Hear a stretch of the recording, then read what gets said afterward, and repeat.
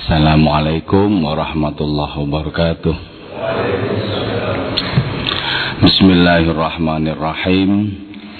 Alhamdulillahilladzi nahmaduhu wa nasta'inuhu wa nastaghfiruhu wa nu'minu bihi wa natawakkalu alaih. Wa na'udzu billahi min syururi anfusina wa min sayyiati a'malina. May yahdihillahu fala mudilla lahu wa may yudlil fala hadiyalah. Asyhadu an la ilaha illallah wahdahu la syarika lahu wa asyhadu anna sayyidana Muhammadan abduhu wa rasuluhu la nabiyya ba'da.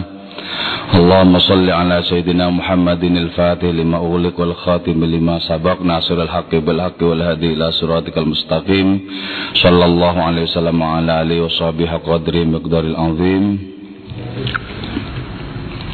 Saya ayyuhal hadirun usikum wa nafsi bitaqwallah faqad fazal muttaqun. Laka ya Rasulullah wa li jami'i man ittaba'a dinaka ya Habiballah haqiqatan min ladun Adam la yamil qiyamah radhiyallahu lana wa lahumul Fatiha. A'udzu billahi minasyaitonir rajim. Bismillahirrahmanirrahim. Alhamdulillahirabbil alamin arrahmanir rahim maliki yaumiddin. Iyyaka na'budu wa iyyaka nasta'in ihdinas siratal mustaqim. Shiratal ladzina an'amta 'alaihim ghairil maghdubi 'alaihim waladdallin. Amin. La taqarrubina ila Allah ta'ala limhabatina ila Rasulillah sallallahu alaihi wasallam li salamatina fid din wad dunya wal akhirah li qada'i duyunina la qada'i hajatina min hawaijid dunya wal akhirah taysir arzaqina halalan thayyiban mubarakan katsiran wa sa'a li sihhati jasadina qulubina shamradina dhahiran batina li daf'il balaya wal mihan wal fitan wal amrad wal asqam li manafina li masalihina li alibadina auladina wa dhurriyyatina wa jiwarina wa asdiqaina wa jami'il muslimin wal muslimat wal mu'minin wal mu'minat la ya'minhum ولعز الإسلام والمسلمين بجودك يا الله بشفاعة نبيك يا الله ببركة أوليائك يا الله بأسرار الفاتحة. أعوذ بالله من الشيطان الرجيم. بسم الله الرحمن الرحيم. الحمد لله رب العالمين الرحمن الرحيم مالك يوم الدين. إياك نعبد وإياك نستعين اهدنا الصراط المستقيم صراط الذين أنعمت عليهم غير المغضوب عليهم ولا الضالين. آمين. Bismillahirrahmanirrahim. Qala al-musannifu rahimahullah ta'ala wa nafa'ana bi'ulumi wa amadana bi'asrari wa fadha alaina min barakati wa bikum amin. Kita melanjutkan ngaji kitabnya Ibnu Arabi, yaitu Tarjumanul Aswaq, Dendang Kerinduan, pada puisi yang berjudul Salamun ala Salma, salam untuk Salma. Jadi tradisi mengirim salam itu sudah dari dulu ya. Dalam hal ini kepada perempuan yang bernama Salma. Tentu saja nama ini hanya sekedar sebagai simbol yang dipakai oleh Ibnu Arabi yang menunjuk kepada al-haqaiqul ilahiyah, realitas keilahian. Salamun ala Salma, salamun, adapun salam ala Salma ialah semoga sampai kepada Salma, waman dan orang halla yang menempati atau orang berkhemah di kemah, wahuqqah dan diberikan hak, limithli bagi orang sepertiku, riqatan kelembutannya, ayyusallima apa hendaknya memberikan salam itu mithli. Wa madza 'alaiha dan apakah wajib itu atas Salma antarudda apa hendaknya menjawab Salma tahiyatan alaina terhadap penghormatan alaina atas kami. Walakin akan tetapi lahtika tidak ada kuasa alat duma atas arja. Salma yang dimaksud di dalam puisi ini adalah halatun Sulaimaniyatun waradat alaih min maqami Sulaiman. Nah itu kondisi kerohanian yang dimiliki oleh Nabi Sulaiman.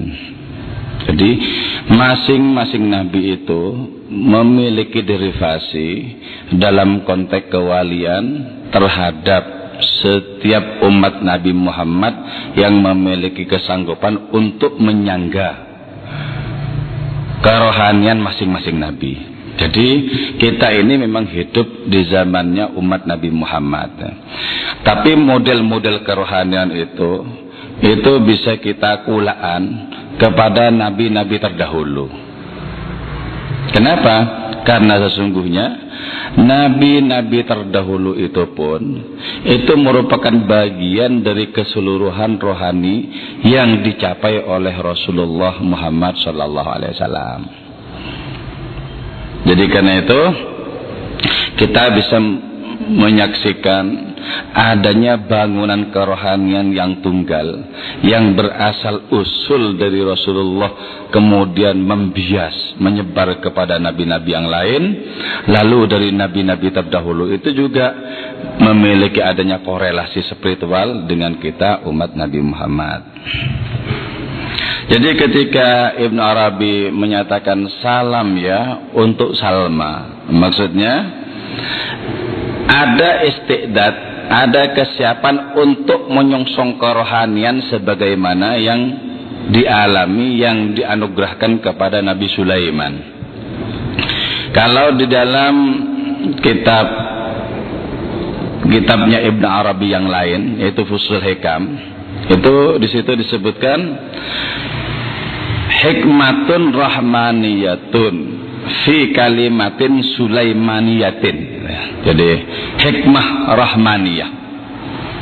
Kenapa hikmah rahmaniyah?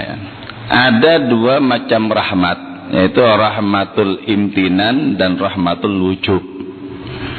Rahmatul imtinan itu rahmat Allah Ta'ala yang secara umum diberikan kepada seluruh makhluknya. Tidak ada satupun makhluk yang mengalami wujud yang tidak menerima rahmatul imtinan ini. Terus kalau rahmatul wujub itu merupakan rahmat Allah yang spesifik yang dijanjikan kepada orang-orang beriman yang beramal baik.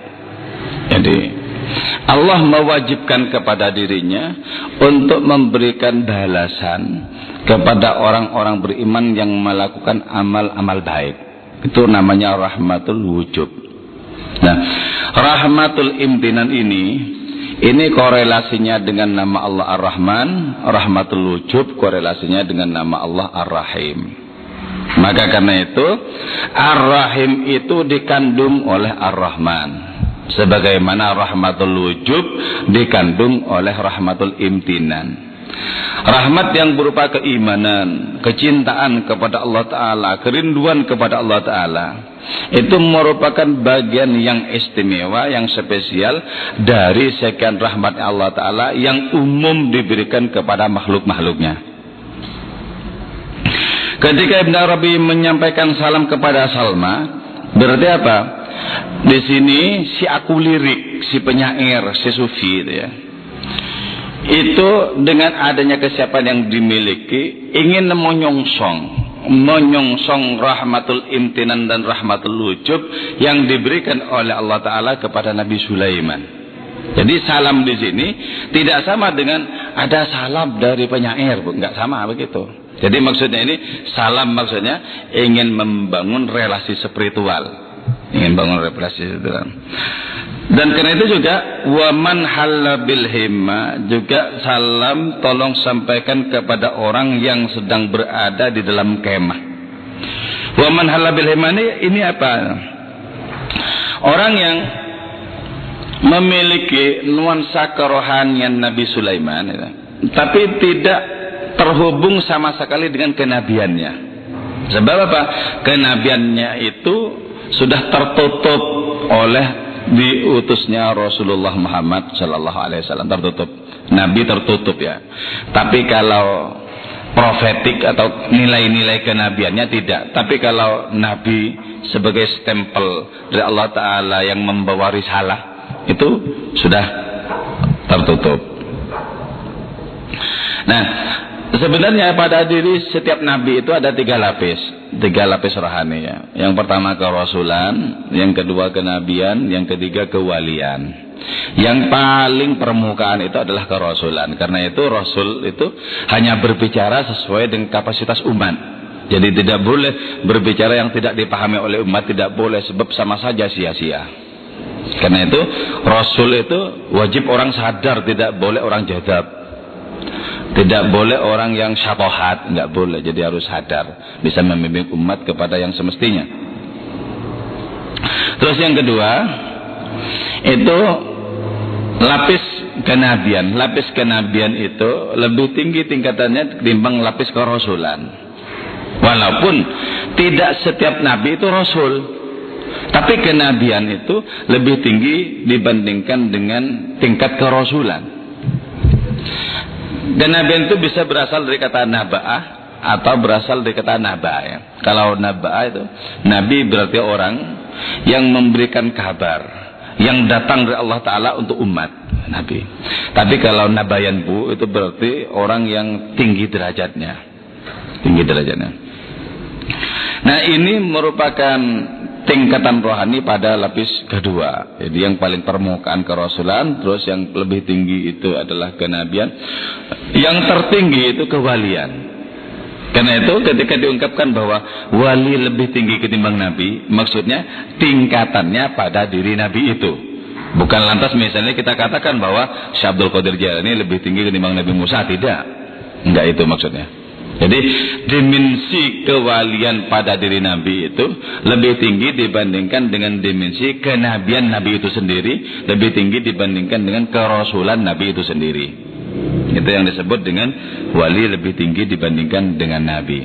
Bukan wali dari kalangan umat Rasulullah yang tidak termasuk Nabi itu lebih tinggi ketimbang Nabi, enggak. Ya. Artinya apa? Ini ya. Ada faktor genetik spiritual. Jadi kan ada faktor genetik biologis ya. A bin B bin C bin D dan seterusnya itu genetik biologis. Kalau genetik spiritual itu, kita bisa tidak memiliki hubungan darah apapun dengan nabi-nabi itu. Kita bukan keturunan nabi-nabi itu misalnya. Tapi secara rohani kita bisa memiliki garis kesamaan dengan spiritualitas para nabi. Itu yang disebut dengan faktor genetik rohani, genetik spiritual. Nah, itu bisa silang kalau begitu. Nah, karena itu kemudian kita memiliki kemungkinan yang sama sebenarnya secara spiritual dibandingkan dengan orang-orang yang memiliki garis genetik biologis dengan para nabi, dengan para wali. Jadi kemungkinannya itu sebenarnya sama. Siapa yang paling kuat istiqdatnya, siapa yang paling siap dirinya untuk bisa menampung luberan-luberan rohani, itu yang dapat. Karena itu dalam berkaitan dengan doa, Ibnu Arabi itu menyebutkan bahwa doa paling ampuh itu istiqdat sebenarnya, kesiapan diri untuk bisa menerima karunia. Jadi kalau memang sudah siap menurut versi Gusti Allah pasti dikasih.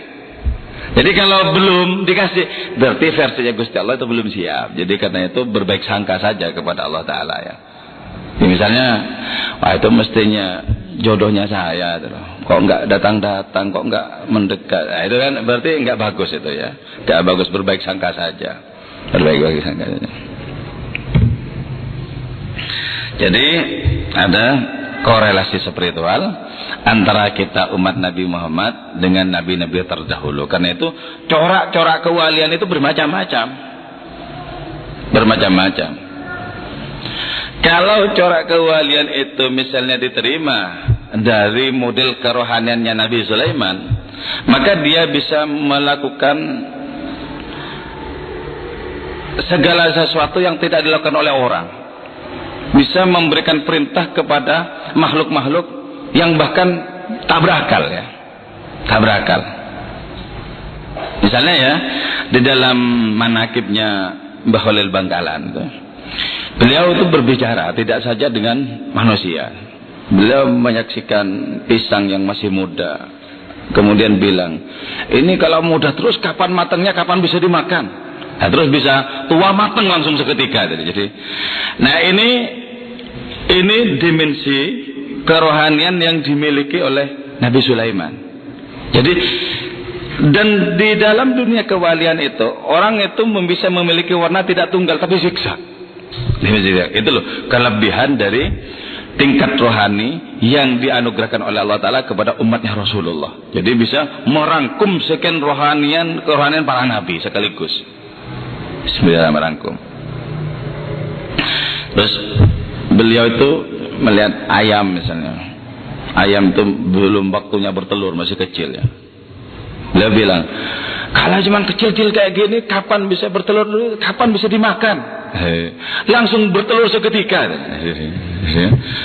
Jadi itu kan kekuatan untuk berdialog, tidak saja berdialog, tapi untuk mengkondisikan segala sesuatu di luar makhluk berakal untuk menjadi apa yang diinginkan.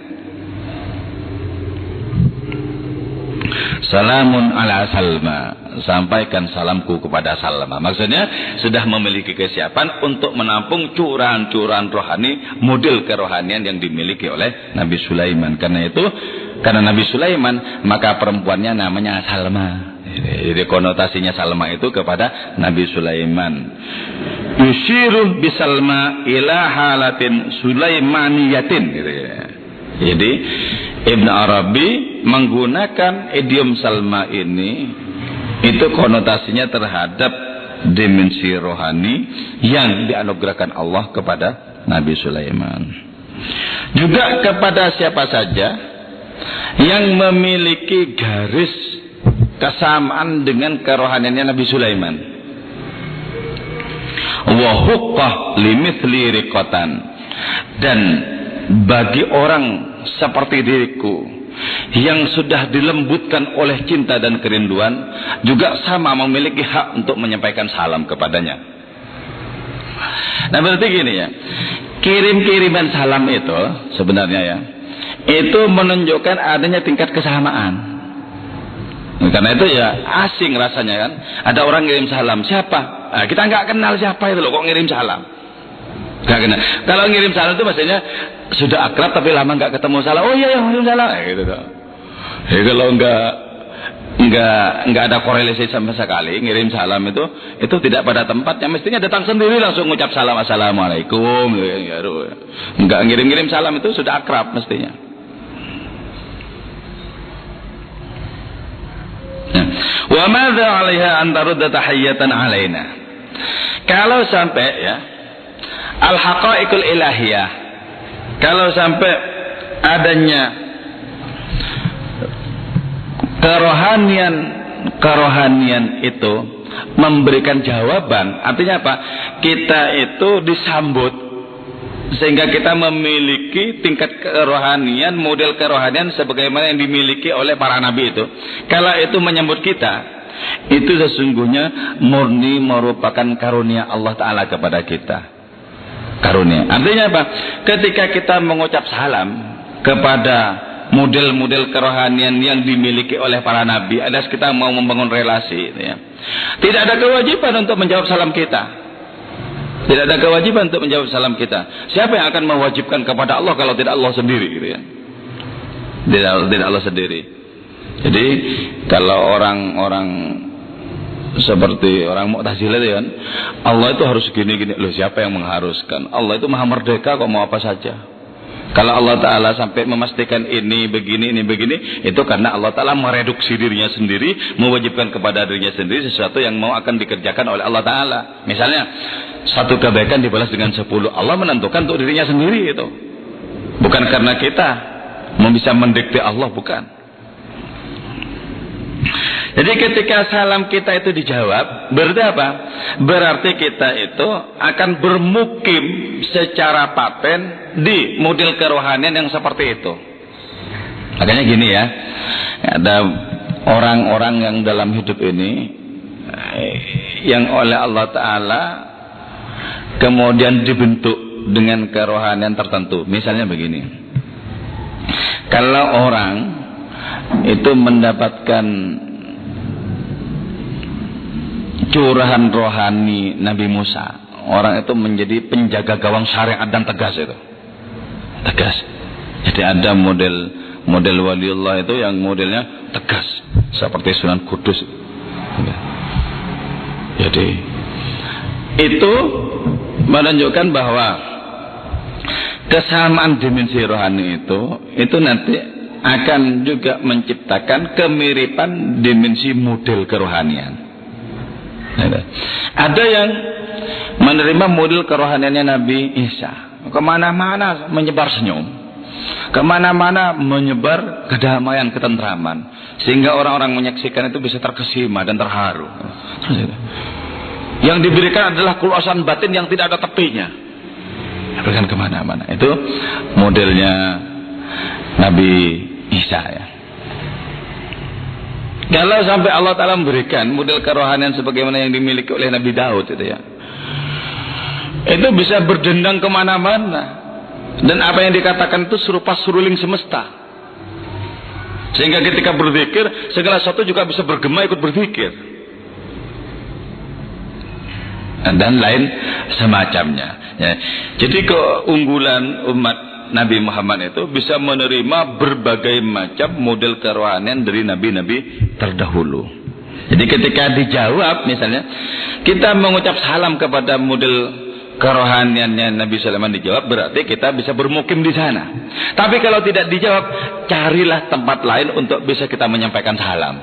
Mungkin model kerohaniannya bukan seperti yang dimiliki oleh Nabi Sulaiman gitu. Nah, dalam hal ini Ibn Arabi menggunakan istilah duma ya, yaitu arca atau patung. Apa masalahnya ya? Nah, kita kemudian diingatkan oleh sebuah cerita dalam Al-Quran, bagaimana Ratu Balqis ketika datang kepada kerajaan Nabi Sulaiman itu menginjak mermer ya, menginjak batu pualam yang sangat kemilau itu, dikira air loh. Dikira air, sehingga karena dikira air diangkat kemudian kain yang menutupi betisnya itu. Orang-orang pada tahu betisnya berbulu. Jadi betisnya Ratu Balqis itu berbulu. Jadi bulu itu bisa menciptakan semangat syahwat, bisa juga tidak, tergantung siapa yang melihat saya kira. Tapi Nabi Sulaiman jadi tertarik justru karena itu. Nabi Sulaiman jadi tertarik. Nah, kata Ibn Arabi, Ratu Balqis itu merupakan percampuran antara dua kekuatan, yaitu kekuatan jin dan kekuatan manusia. Jadi bapaknya Ratu Balqis itu jin, ibunya manusia. Kalau jin itu nikah dengan manusia, maka anak yang dilahirkan sesuai dengan ibunya. Kalau ibunya itu manusia, nanti lahirnya manusia. Tapi kalau ibunya yang jin, lahirnya jin. Karena itu kemudian kekuatan fisiknya itu luar biasa. Kalau cuma laki-laki 4-5 jangan maju menghadapi Balqis itu habis. Jadi kekuatan jinnya itu bisa merobohkan. Ya entah habis, karena itu jadi ratu dia. Jadi ratu. Nah, kenapa menggunakan arca ya? Menggunakan kata-kata arca. Ibn Arabi itu memilih idiom arca. Karena Nabi Sulaiman itu mendapatkan kekuatan tasrif dari Allah Ta'ala itu langsung pada kenyataan, tidak mendapatkan kekuatan dari Allah Ta'ala berupa firman kata-kata, tidak, tapi berupa kenyataan demi kenyataan. Karena itu yang dipilih adalah arca, dipilih tak patung. Jadi kita bisa juga meyakini bahwa batu pualam yang mengkilap itu bisa menjadi simbol bagi mengkilapnya hati Nabi Sulaiman, tapi juga itu bisa merupakan pengaruh dari kekuatan kesucian Nabi Sulaiman, sehingga orang seperti Balqis yang ratu dan kaya raya itu bisa terkejut juga menghadapi adanya pengaruh kekuatan rohani Nabi Sulaiman ini.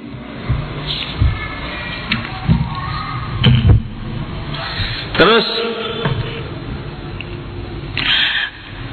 kalau begitu ya,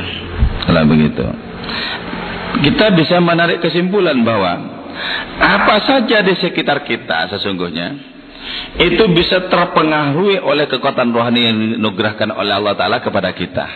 Di sini kita kemudian paham ya, kenapa banyak tempat-tempat itu menjadi mulia. Itu karena pengaruh orang-orangnya ya. Kenapa Ampel itu menjadi diziarahi banyak orang? Kenapa Gus Dur diziarahi banyak orang? Tempatnya itu dipengaruhi oleh orang. Jadi ada orang mempengaruhi tempat, tapi juga ada tempat mempengaruhi orang. Betapa banyak orang yang mengalami insaf setelah datang ke tanah haram, bertawaf di Baitul Ka'bah misalnya. Jadi orang dipengaruhi oleh tempat. Tapi itu menjadi mulia seperti itu. Ya, Nabi Muhammad dilahirkan di situ, Ka'bah dibangun di situ, Hajar Aswad yang semula di surga juga berada di situ. Jadi bisa saling mempengaruhi. Bisa saling mempengaruhi.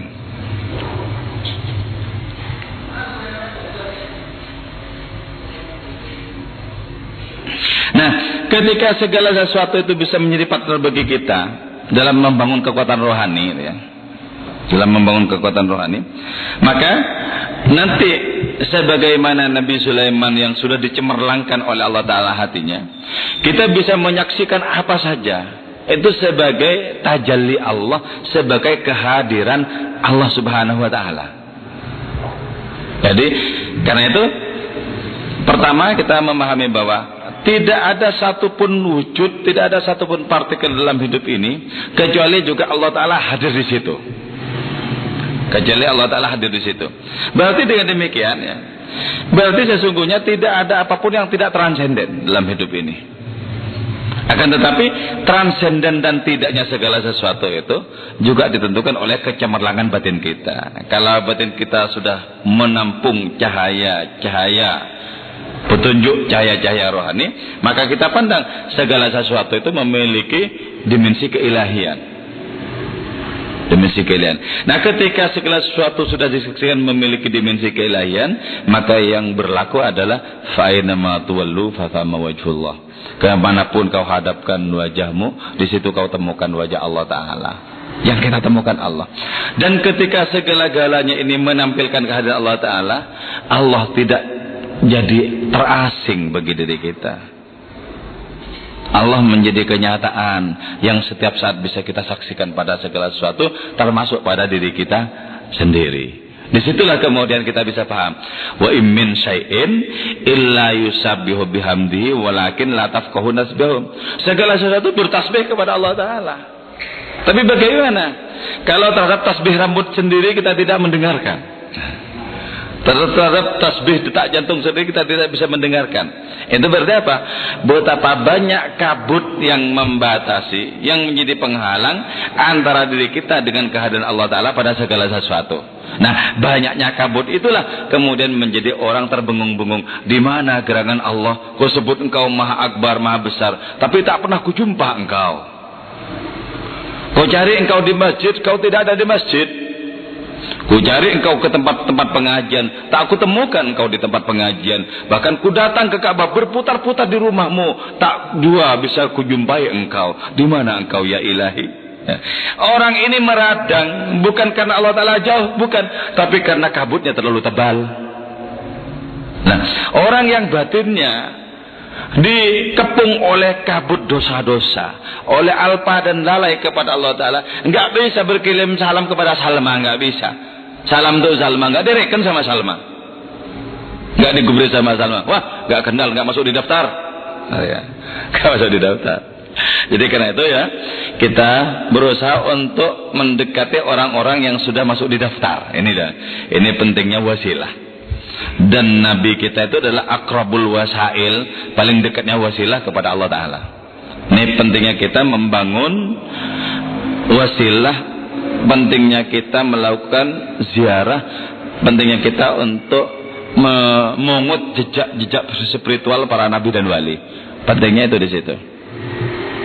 Jadi kalau kira-kira tidak digubris salam kita, berarti kita harus menggunakan perantara. Kalau yang menyampaikan kepada Salma itu adalah orang yang sudah akrab dengan Salma, bisa Salma untuk menerima. Ya, oke, kamu yang menyampaikan, aku percaya kamu. Ini pentingnya perantara ya. Karena itu pernah ya Ibrahim bin Adham diceritakan di dalam kitab Nafahatul Unsi min Hadratil Qudsi dari Mullah Abdurrahman Jami ya. Diceritakan suatu saat Ibrahim bin Adham itu kenapa sampai menjadi wali agung ya. Beliau itu bermimpi malaikat sedang menulis, megang buku dan menulis malaikat itu. Menulis entah apa yang ditulis. Tapi dalam mimpi Ibrahim bin Adham itu tanya, apa yang kau tulis malaikat? Aku menulis nama-nama kekasih Allah Ta'ala. Kau tulis juga namaku? Enggak ada. Sorry ya, enggak ada. Jangan GR ya. Enggak ada. Jadi karena itu ya, kalau sampai orang bisa merasa wali itu justru tidak bakat punya jadi wali itu. Kalau sampai merasa tidak bakat itu. Jadi kan misalnya kayaknya ini karena rezekiku sudah lancar tanpa bekerja, kayaknya sudah masuk saya. Masuk kemana? Jadi justru nggak punya bakat. Ketika Kiai Hamid Pasuruan berkunjung kepada Kiai Zaini Mun'im dan menyatakan bahwa engkau jenengan Kiai Mun'im waliullah, nangis justru karena tidak pernah mengira. Jadi bukan malah merasa, yang merasa itu yaitu yang tidak punya bakat.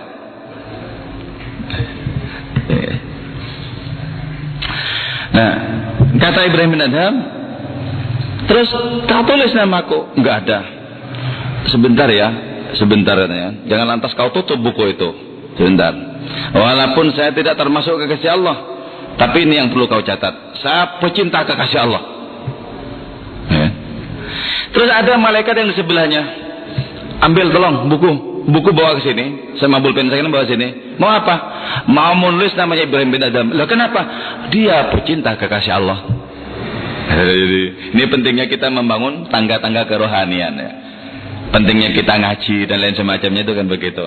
Kita diperlihatkan adanya model kerohanian dari para nabi, dari para wali, justru untuk membangun hubungan dengan mereka. Ini pentingnya tawasul. Pentingnya tawasul. Kalau nabi ya nggak perlu tawasul, karena tawasul kepada siapa? Yang paling tinggi kok. Mau tawasul kemana? Oh langsung kepada Allah.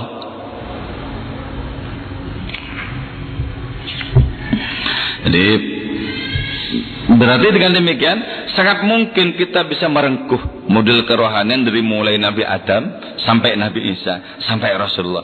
Sangat mungkin kita merengkuh model kerohanian yang seperti itu. Dan karena itu kemudian diberi peluang yang sangat luas oleh Nabi ketika beliau menyatakan ulama ummati ka'ambiya Bani Israel. Ulama dari kalangan umatku itu kualitasnya bisa dekat-dekat dengan para nabi dari kalangan Bani Israel. Syekh Abdul Wahab Sya'rani dalam kitab Al-Minanul Kubra itu menceritakan bahwa suatu saat Syekh Abdul Hasan Syadzili itu bermimpi Rasulullah. Dan di dekat Rasulullah itu ada Nabi Musa dan Nabi Isa. Terus di sebelahnya lagi yang paling pinggir ada Imam Ghazali yang menulis kitab Ihya itu. Terus dalam mimpinya Syekh Abdul Hasan Syadzili, Rasulullah bertanya kepada Nabi Musa dan kepada Nabi Isa, apa kalian berdua punya umat yang kualitasnya seperti Ghazali ini? Enggak punya ya, berarti kan karena enggak punya berarti dekatnya itu dengan nabinya ya. Dekatnya itu dengan nabinya. Saraw wa dhulamul laili arqa sudulahu faqultu laha saban wariban mudayyama ahatat bil ashwaqu sawnan wa ursidat lahu rashiqatun nabli ayyana yammama فأبدى ثناياها ومض بارك فلم أدر من شق الحنادس منهما وقالت أما يكفي أني بقلبه يشاهدني في كل وقت أما ساروا melakukan Isra itu mereka, wa dhulamul lail, adapun kelamnya malam, arqa ialah melepas sudulahu kepada tirainya itu malam. Faqultu laha, maka ku katakan laha bagi itu al haqiqatul ilahiyah sabban ghariban mutayyama. Sabban ghariban mutayyama ay irhami sabban, berbelas kasihlah engkau sabban kepada orang yang sedang gandrung kepadamu, kepada al haqiqatul ilahiyah itu. Ghariban yang terasing dari apa? Terasing dari centang perenang kebaharuan alam semesta. mutayyama, dan sedang terpesona kepada Allah Maha Kekasih. Jadi yang pertama, saro, mereka melakukan Isra. Semua Nabi melakukan Isra, melakukan Mi'raj itu di malam hari. Apa ya rahasianya kok malam dulu ya? Ini dalam kitab yang ditulis oleh Sayyid Muhammad ya, wa bil ufuqil a'la. Di situ disebutkan tentang kelebihan-kelebihan malam dibandingkan dengan siang. Kelebihan malam dibandingkan dengan siang. Di antaranya ya, kelebihan malam dibandingkan dengan siang, Mi'raj, Isra Mi'raj itu terjadi di malam hari. Terus lagi, permulaan waktu itu dari malam. Itu kalau Qamariyah ya, dari maghrib ya, permulaan waktu baru siang. Terus Allah Ta'ala turun ke langit dunia itu di malam hari. Turun ke langit dunia di malam hari dan menyatakan, siapa di antara kalian yang mau bertobat? Hal min mustaghfirin, hal min taib. Siapa di antara kalian yang mau istighfar? Hal min talibi hajatin. Siapa di antara kalian yang memiliki hajat tertentu yang butuh aku, akan kuberikan apa yang kau inginkan. Turunnya di malam hari, dan pasti banyak lagi kelebihan-kelebihan malam ketimbang ke siang yang disebutkan dalam kitab Huwa bil Ufuqil A'la Sayyid Muhammad itu. Jadi karena itu disebutkan dalam syarahnya Tarjumul Aswaq di sini bahwa tidak ada satupun di antara para nabi yang melakukan Mi'raj kecuali di malam hari. Kenapa malam hari? Pertama, li'annahu mahallul israr. Malam hari itu adalah waktu tersembunyinya segala sesuatu. Jadi kelam itu menyembunyikan banyak hal. Terus wal katmu, dan menyembunyikan, menyimpan, wa adamul kasfi, dan tidak tersingkapkan. Nah, itu berarti gini, ada keistimewaan antara orang yang melakukan Mi'raj itu dengan yang dituju. Yang keistimewaan itu, rahasia rohani itu hanya dialami oleh orang yang mengalami itu, dan Allah Ta'ala sebagai tujuan. Karena itu rahasianya apa? Subhanalladzi asra bi abdihi. Bi abdihi ini dalam tata bahasa Arab, dalam munahu, terdiri dari mudhaf ilaih. Abdun itu mudhaf, hinya itu mudhaf ilaih. Artinya apa? Betapa di antara mudhaf dan mudhaf ilaih ini sudah menjadi sangat dekat. Sangat dekat. Sehingga seluruh kehidupan, gerak-gerik, keputusan, tingkah laku dari mudhaf ini itu disandarkan kepada mudhaf ilaih. Jadi seluruh tindakan Nabi disandarkan kepada Allah Ta'ala. Karena itu kemudian Allah mengambil alih untuk memerankan berbagai macam keputusan dan tindakan pada diri Nabi.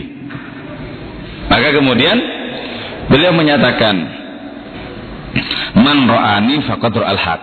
Orang yang menyaksikan aku berarti menyaksikan Allah yang Maha benar. Jadi karena sepenuhnya disandarkan sudah kepada Allah Ta'ala.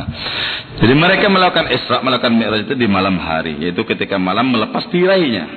Fakultu laha, maka aku katakan kepada al-haqiqatul ilahiyah itu. Sebab tidak ada Isra, tidak ada Mi'raj kecuali hakikat keilahian berperan di situ.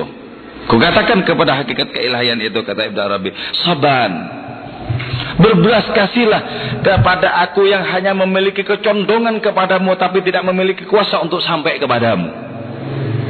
Jadi ketika kita di malam hari mencoba untuk membangun hubungan dengan Allah Ta'ala, dan kita tak kunjung menemukan kenikmatan dan kemesraan ilahiyah, katakan, ya Allah, saya hanya bisa bangun di malam hari, menghadapkan diri sepenuhnya kepadamu. Adapun kenikmatan rohani itu hanya Engkau semata-mata yang bisa menganugerahkannya kepadaku.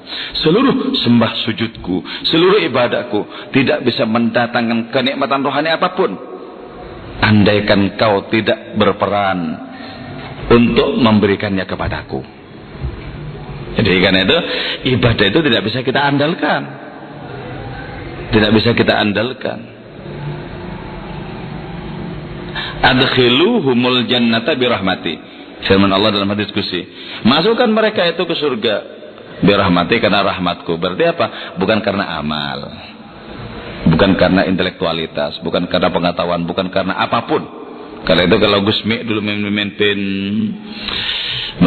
Rihul Ghafilin, diawali sama Gusmi itu, bika ya Allah, la bi'uqulina, la bi'ulumina, la bi'anfusina, bika ya Allah. Hanya bersandar kepadamu, tidak kepada ilmu kami, tidak kepada akal kami, tidak kepada diri kami, tidak kepada kemampuan dan semacamnya. Bika.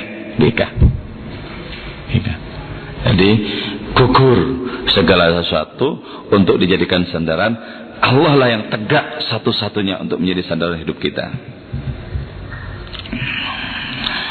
Fakultu laha saban irhami saban.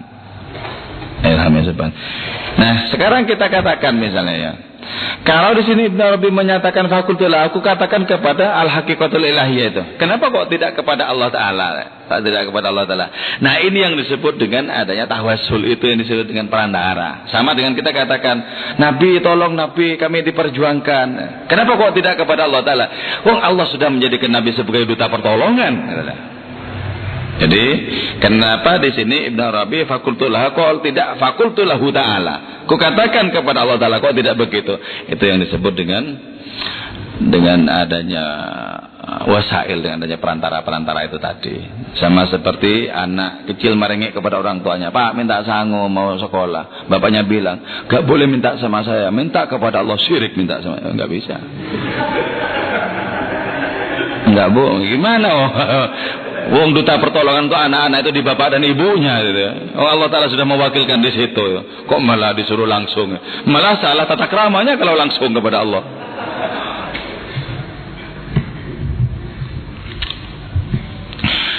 Berbelas kasihlah kepada saya, orang yang sedang condong kepada mau tidak tapi tidak memiliki kekuatan untuk melangkah satu langkah pun, tidak punya kekuatan.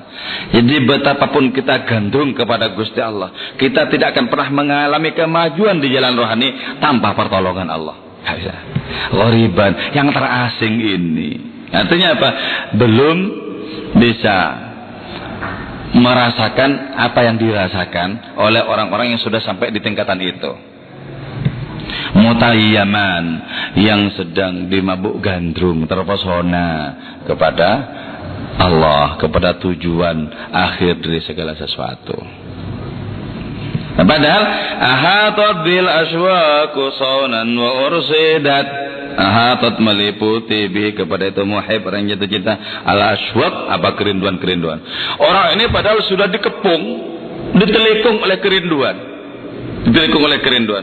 Betapapun sudah dikepung, ditelikung oleh kerinduan, sudah bergemuruh dengan sepenuhnya kerinduan, tetap saja tidak bisa melangkahkan kaki kalau tidak diangkat kaki itu oleh Allah Ta'ala untuk mendekat kepada hadiratnya. Itu nggak bisa. Wa ursidat, dan diperlihatkanlah begitu apa rasyiqatun nablih, yaitu wajah-wajah manis perempuan yang baik-baik gitu. Allah Subhanahu wa Ta'ala itu ya memiliki dua dimensi maskulinitas dan femininitas ya, kelaki-lakian dan keperempuanan, sebagaimana yang ditampilkan dalam Asmaul Husna itu. Tapi dimensi feminimnya Allah, dimensi keperempuanannya itu lebih banyak dibandingkan dengan maskulinitas. Itulah sebabnya rahmat Allah Ta'ala meliputi segala sesuatu, dan berkah Allah itu cuma sebuah aksiden. Jadi yang namanya siksa itu temporal, aksiden. Karena itu namanya siksa itu ada expirednya. Neraka ya ada expirednya. Tapi rahmatnya Allah Ta'ala nggak ada batasnya. Inna rahmati wasi'at kulla syai'. Rahmatku itu meliputi segala sesuatu. Itulah sebabnya ya, bahkan di neraka sekalipun rahmatnya Allah Ta'ala itu ada. Nah, berdasarkan ini kemudian orang seperti Syekh Abdul Karim Al-Jili dalam kitabnya Al-Insanul Kamil itu menyebutkan bahwa ada tingkatan orang-orang di neraka yang lebih tinggi dibandingkan dengan tingkatan kebanyakan orang di surga. Jadi ada posisi-posisi neraka ya semacam ketuanya ahli neraka gitu ya. Itu lebih tinggi ketimbang kebanyakan orang di surga pangkatnya. Kenapa? Karena merupakan mahlun nadrillah finnar. fokus di tatapan Allah Ta'ala di neraka, difokuskan ke situ. Difokuskan di situ. Cuman orang ini mencecap kehadiran Allah Ta'ala lewat dimensi jalaliyahnya, lewat dimensi keagungannya, maskulinitasnya. Nah, itu ya. Tidak ada orang di neraka lembek, itu nggak ada. Orang-orang di neraka itu gagah-gagah semua. Kalau lembek sekali bakar habis, musnah kan itu. Karena itu dipersiapkan untuk sesuai dengan kapasitas api. Jadi jangan dibayangkan wah menderita terus nggak kuat. Tetap dibikin kuat, nggak usah khawatir. Ini kuat. Jadi seperti orang yang memiliki nikmat dalam perkelahian demi perkelahian. Jadi, ada orang yang kalau tidak mukul itu sudah gatel itu. Saya punya banyak teman preman begitu ya. Saya cakus kalau seminggu nggak bacok orang gatel rasanya. Jadi harus kesenangannya itu di situ memang. Gitu. Dan karena itu memang surga bukan tempatnya orang begitu. Jadi nggak cocok kalau dimasukkan ke surga itu. Orang-orang seperti itu di surga bisa menderita. Waduh, ini bukan habitat saya ini. Ini nggak enak, ini nggak nyambung. Ya. Jadi sama-sama nggak nyambung. Yang di surga taruh di neraka nggak nyambung, yang di neraka taruh surga nggak nyambung. Jadi itu sesuai dengan tempatnya masing-masing. Gitu.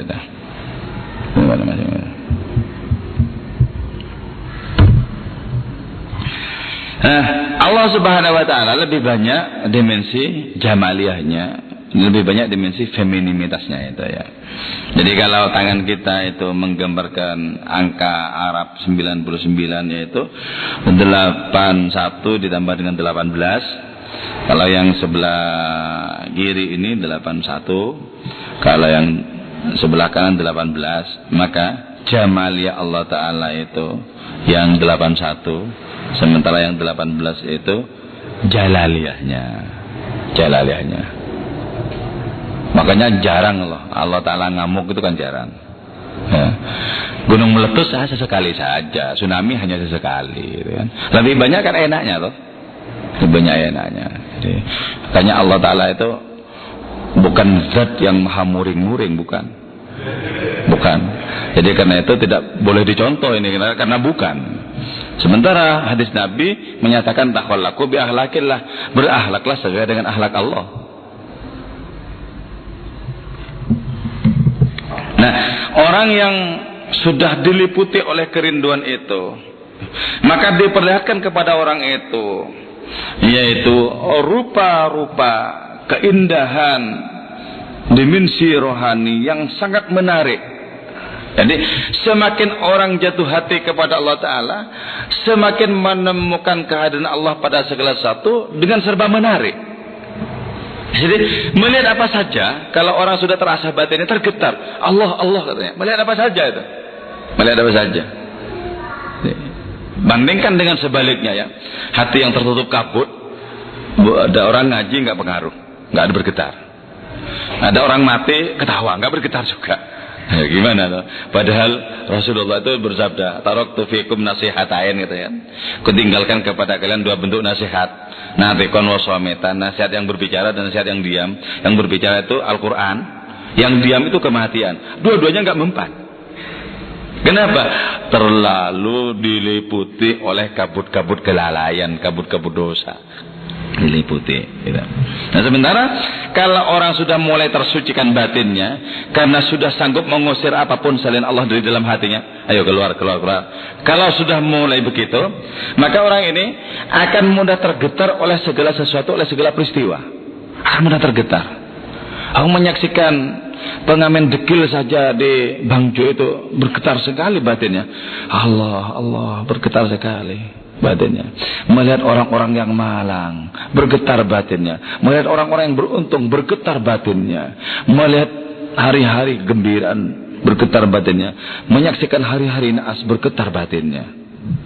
Karena itu ya, saya sangat senang sekali salah satu puisinya Ahmad Syauqi dalam kitab Burdahnya, Nahjul Burdah. Dalam Nahjul Burdah Syauqi itu disebutkan, Sa'dun wa nasun wa mulkun anta malikuhu tudilu min ni'amin fihi wa min niqami. Sa'dun, keberuntungan, wa nahsun, dan nahasnya, kemalangan, malapetaka. Wa mulkun, dan kekuasaan. Anta malihukuhu, engkau ya Allah yang punya semuanya itu. Hari keberuntungan di tanganmu, hari kemalangan di tanganmu, hari-hari kekayaan di tanganmu, hari-hari kebangkrutan di tanganmu, hari-hari kekuasaan di tanganmu, hari-hari kejatuhan di tanganmu. Seluruh kuasa ini berada di tanganmu. Anta maliku, tudulu min amin fi min niqami. Kau pergilirkan itu nikmat dan bencana itu. Hari-hari keberuntungan, hari nas itu kau pergilirkan sesuai dengan kemauanmu apa. Begitu kan. Jadi betapa menyaksikan alam semesta dengan bingkai puisinya Syauqi ini kita bisa bergetar. Apa yang tidak ditangani oleh Allah coba? Bergetar sekali. Nah, orang yang jatuh hati, yang rindu kepada Allah Ta'ala, menyaksikan segala sesuatu serba menggetarkan. Melihat perempuan cantik bergetar pasti ya. Bergetar loh. Bergetar. Apalagi yang bujang-bujang syahwatnya besar ya. Bergetar.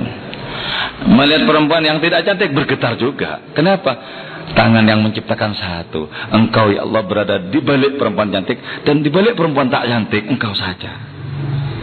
Tapi adanya tuh ya, kalau yang cantik bergetar, kalau yang tidak cantik itu sulit juga untuk bergetar. Kenapa? Hatinya masih berkabut oleh syahwat dan keinginan kepada yang lain. Kalau begitu orang yang sudah bersih, apapun yang ditatapnya bergetar. Kenapa? Setiap rupa yang kita jumpai adalah rupa pelukisnya.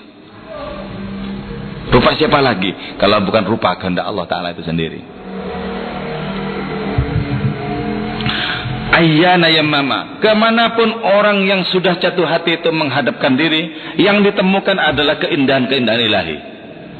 Yang ditemukan adalah kehadiran-kehadiran Allah. Yang ditemukan adalah wajah-wajah Allah. Kemanapun menghadapkan diri. Jadi kalau begitu, maka kiblat itu, ya, kiblat hakiki adalah wajah Allah. Karena itu ada puisi seorang sufi mengatakan, kiblat manusia Baitullah di tanah haram sana. Kiblatku adalah wajah Allah Ta'ala di mana-mana. Jadi kiblat syariat itu, fawalli wajhaka syatral masjidil haram, kiblat hakikat adalah seluruh arah yang ada. Tapi kalau kita menghadapkan diri ke sana, maka kita dapat 2 poin. Dapat syariatnya, dapat hakikatnya. Kalau kita menghadapkan diri ke arah-arah yang lain, kita hanya mendapatkan hakikatnya. Dan pada waktu-waktu tertentu, kita tidak boleh menghadap kepada semua arah. Yaitu ketika kita sholat misalnya, harus menghadap kepada kiblat yang di sana. Nanti karena baru belajar filsafat ya, anak-anak semester awal ya, mahasiswa-mahasiswa nyaran, wah Allah di mana-mana, apa yang kita jumpai adalah wajahnya. Untuk apa menghadap ke sana? Terserah aku mau menghadap ke mana sholatnya. Terserah, tapi jangan dikerjakan di tempat umum. Monggo silakan. Di kos tutup pintunya, terserah. Tidak masalah.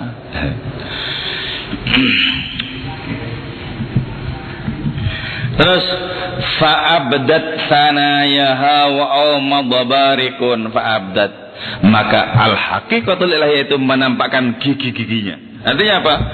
Siap untuk bertajalli kepada seseorang. Jadi ketika kita sudah mempersiapkan diri dengan kesucian batin, maka al-haqiqatul ilahiyah itu akan datang kepada diri kita. Nah, disimbolkan oleh Ibn Arabi ketika mau menguasai kita dengan kata-kata apa? Abdat kanayaha. Dia menampakkan giginya, menampakkan taringnya, mau mencengkram kita. Nah, terhadap al-haqiqatul ilahiyah seperti itu kita katakan, cengkramlah aku, cengkramlah aku. Ya, makanya ya, kalau Maulana Rumi mengatakan, ya ilahi, kejamlah kepadaku, kejamlah kepadaku, sebab seluruh kekejamanmu adalah kelembutan belaka. Jadi kalau yang kejam itu Allah Ta'ala, apa susahnya? Pasti kita diangkat derajat kita kok. Kalau yang kejam kepada kita itu Allah Ta'ala, diangkat derajat kita. Karena itu kalau kita sering mengalami nasib-nasib yang pahit, langsung saja dituntaskan sekalian. Ya toh?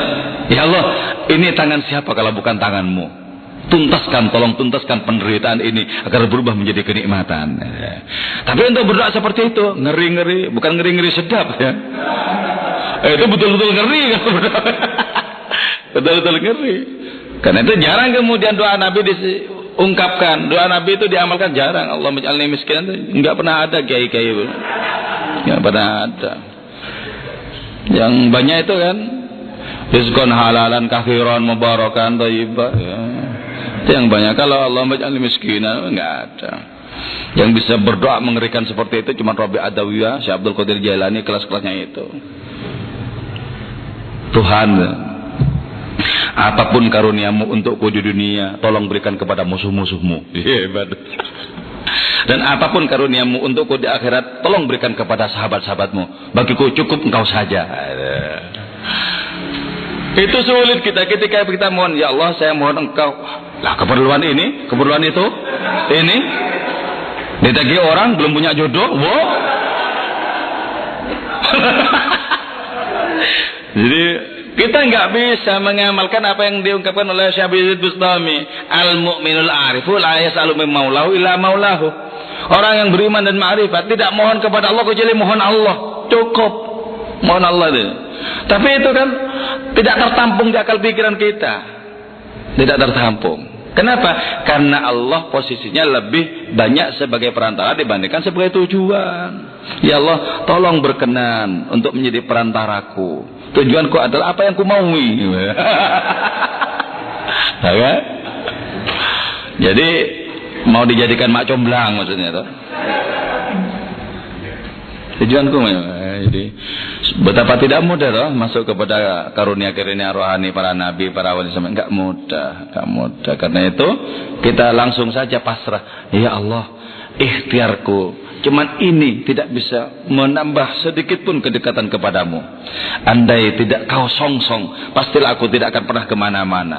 Pastilah aku tidak akan pernah sampai kepada hadiratmu. Jadi betapa sangat nikmat ketika al-haqiqatul ilahiyah, ketika tajalli keilahian itu sudah menampakkan taring-taringnya. Enak kita diemplok itu enak. Dikondisikan oleh itu nanti oleh kehadiran Allah Ta'ala enak kalau sudah dikondisikan. Kalau orang sudah dikondisikan oleh kehadiran Allah Ta'ala, segala sesuatu menjadi mudah dalam kehidupan. Mudah, nggak ada yang sulit. Kenapa? Wong nangani Allah bagaimana tidak mudah? Wong segala sesuatu tunduk kepada Allah Ta'ala. Mudah. Jadi orang yang mengalami kesulitan macam-macam itu lebih banyak bersandar kepada dirinya sendiri. Pakai hitung-hitungan akal, kalkulasi pikiran, ini kalau gini. Hidupnya itu dibangun di atas konsepsi jika maka, jika begini maka begitu. Dikira hidup itu matematika dikiranya. Jika begini begitu jadi begitu. Wah, nggak kena itu jika begini maka begitu, nggak kepake itu. Itu hanya kepake dalam filsafatnya Comte ya. Jadi konsepsi jika maka sudah dari dulu itu dibuang oleh orang-orang yang sudah belajar tasawuf, belajar hikam, pasti sudah lama ditinggalkan itu kan. Biarlah itu untuk mahasiswa-mahasiswa anyaran.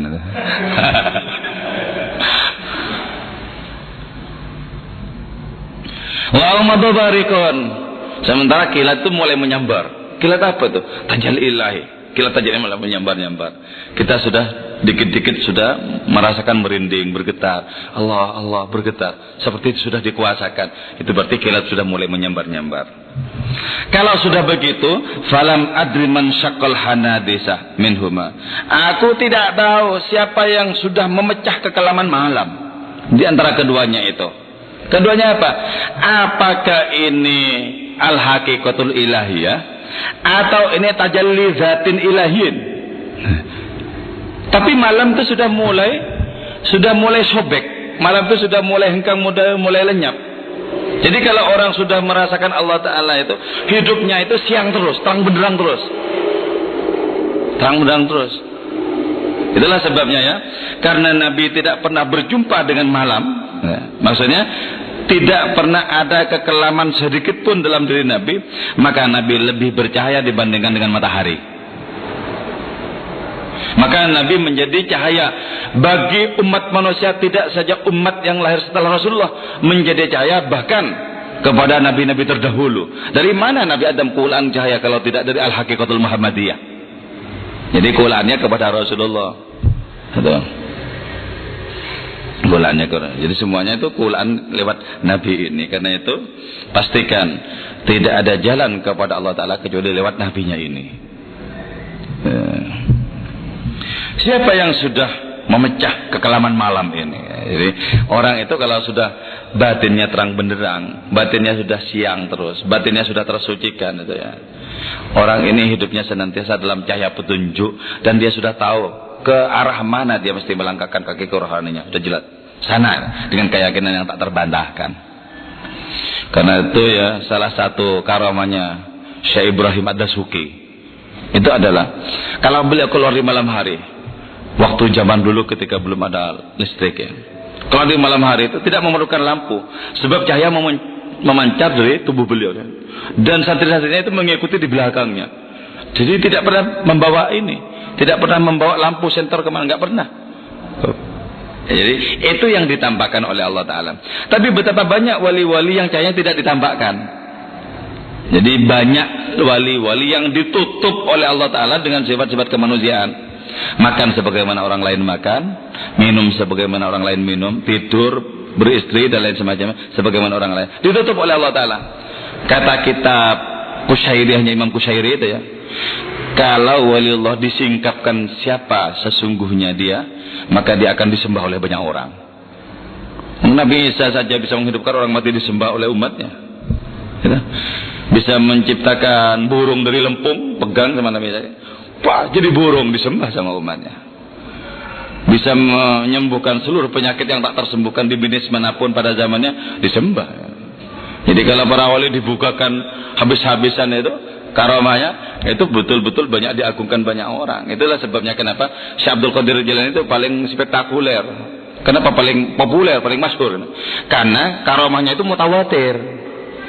Jadi tidak mungkin diragukan. Yang meriwayatkan itu kalau hadis itu mutawatir, ribuan orang yang meriwayatkan, sehingga tidak dimungkinkan adanya kebohongan di situ. Nah, itulah kenapa kesannya ya Syekh Abdul Qadir itu kan kesannya lebih mulia dibandingkan Abu Bakar Siddiq.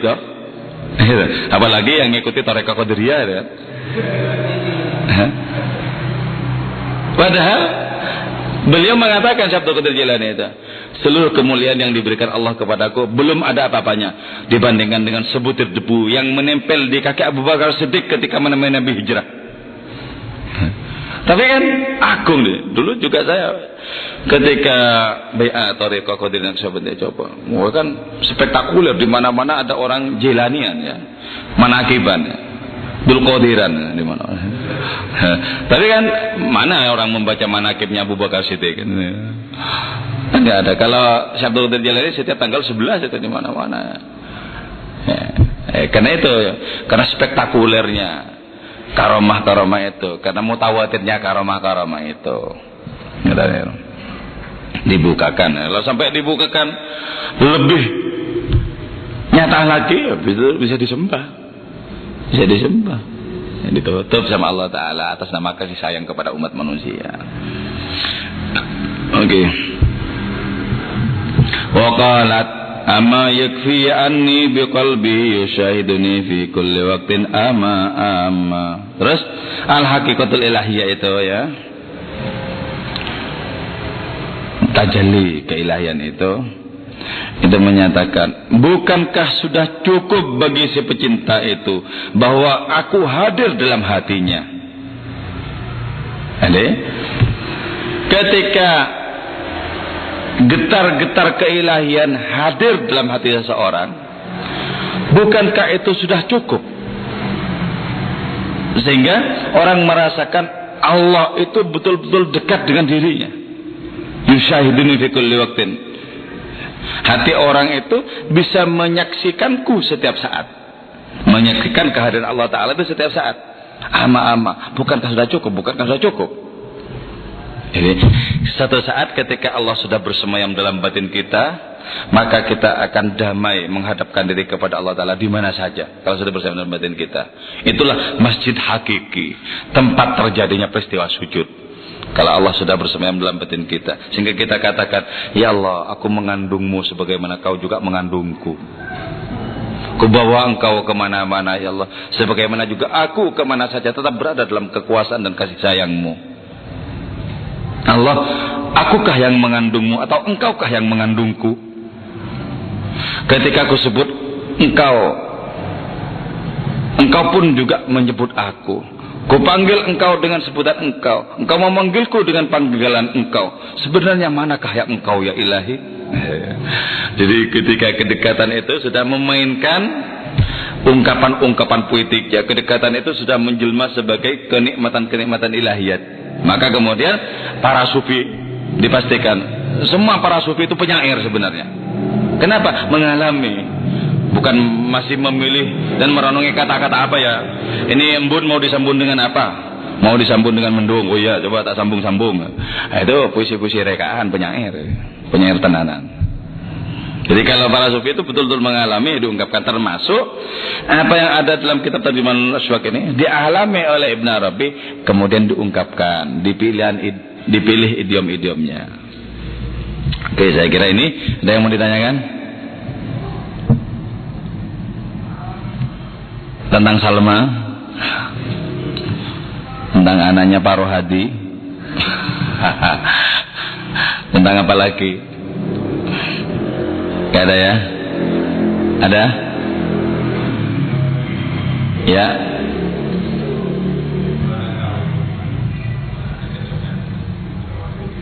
Nah, tahunya itu begini. Kalau mengucap salam ingin nggak dijawab, pindah. Artinya apa? Kalau terhadap model-model kerohanian itu kok sepertinya nggak pas, nggak cocok, pindah. Itu kalau berjalan seorang diri. Tapi kalau punya guru, pasrahkan kepada gurumu, itu lebih bagus. Lebih tahu untuk diletakkan di mana. Tapi dengan catatan, ketika sudah ditaruh di sini, jangan kabur. Sama saja kalau kabur, taruh di sini malah kabur. Itu berarti masih belum siap, betul-betul siap belum. Kalau gimana tak carikan? Nggih, Mbak. Pasti cocok, nggih Mbak. Kan? Ketika dicarikan ternyata nggak cocok, nyuwun ngapunten Mbak.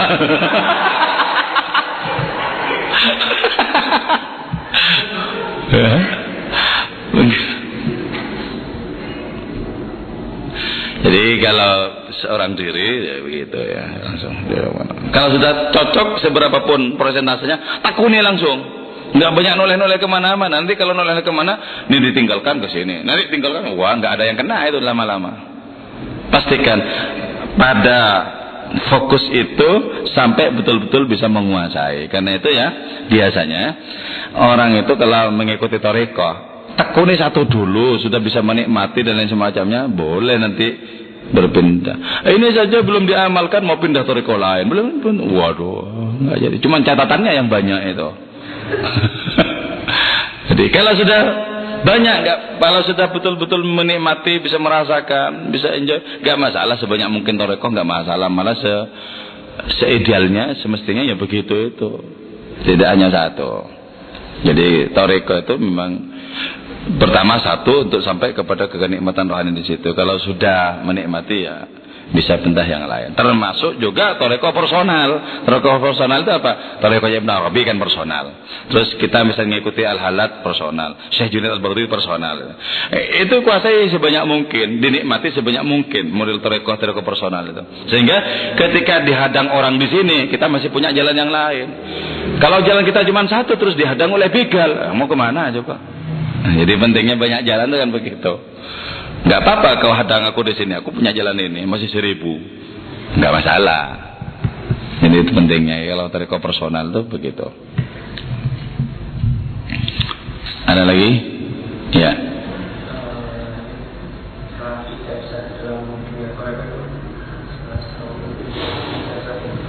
Kalau thariqah istilahnya bai'at. Ya, kalau ijazah itu amalan. Ya, itu penting. Ijazah bai'at itu penting. Untuk apa? Untuk menemukan hikmah silsilah thariqah itu lah. Sebab thariqah itu kan nyambung dari Rasulullah ya. Abu Bakar dari Rasulullah kepada Sayyidina Ali. Kalau sampai sekarang itu sekitar 41-42 ya. Waktu saya bai'at thariqah Qadiriyah Naqsyabandiyah di Abanum, itu saya yang ke 41. Jadi pentingnya itu loh, pentingnya silsilah itu dari sini. Jadi aliran sungai rohaninya itu jelas. Sehingga kita mengamalkan thariqah itu menjadi percaya diri dan lebih mantap gitu. Beda dengan misalnya mengamalkan Thariqah Qadinah Naqsabandiyah, ambil di Google. Itu kayak nggak ada hambar, nggak ada rasanya itu loh. Siapa yang bertanggung jawab itu nanti siapa? Beda rasanya lain. Jadi itu enaknya kalau kita itu baiat itu begitu. Itu baiat. Walaupun misalnya kita belum mengamalkan dengan utuh dengan tuntas, nggak apa-apa baiat dulu. Nanti kapan-kapan kita itu sudah memiliki peluang dan semangat, kita amalkan dan sudah tidak bingung lagi untuk mencari baiat kemana. Jadi betul. Yang saya baiat berapa kali sampai sekarang belum ada yang diamalkan. Iya, saya lebih berpegang kepada Thariqah personal ketimbang kepada Thariqah itu. Saya berkali-kali baiat. Tidak hanya 2 kali 3 kali, sering lah pokoknya. Pokoknya yang penting baiat dulu. Ibaratnya kita itu punya uang, datang ke toko buku, ada buku baik, bagus, beli aja, beli. Bacanya kapan-kapan terserah ya. Tapi memang ada bukan untuk dibaca, dipajang di ruang tamu, nakut-nakuti tamu. Sehingga sungkankan kepada kita, wah bacaannya begini, wah pasti ilmunya segini nih. Enak juga loh. Jadi orang lain yang belum apa-apa sudah hormat sama kita.